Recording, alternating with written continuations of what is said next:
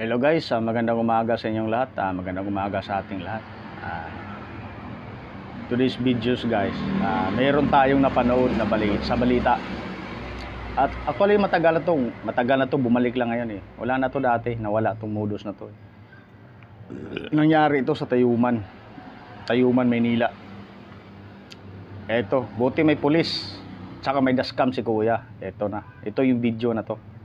Iniwasan niya ito, pero nagulat na lang daw siya nang pagkalampas niya ay biglang natumba ang matanda at sinabing nabangga niya ito.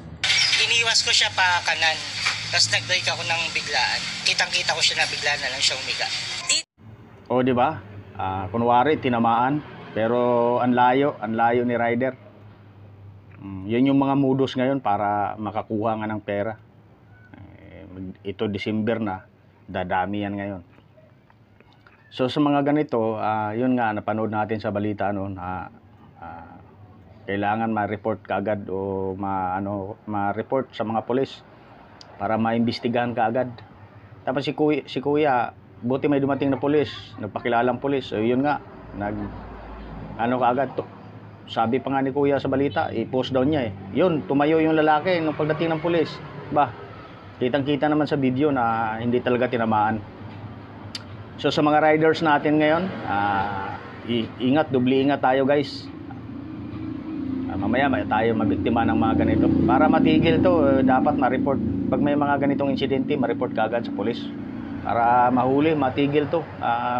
Yung mga lumapit, mga ano yun eh. Mga kakunsaba na yun, mga kakilala na yun. Gusto lang talagang kumita ng pera. Mga diskarte na mga ano yan eh. Alam mo na, gusto mabilis ang pera, dadami yan ngayon kasi ito magpapapasko. Ingat po tayong lahat guys, lalo na sa kalsada, pag nasa kalsada tayo. Dubli ingat po ang lahat para maiwasan natin yung mga ganitong mga modus. Buti na lang may dashcam. Isa rin sa malaking ebidensya yun pag may dashcam tayo. Salamat guys, salamat sa panonood ng video natin. Thank you so much.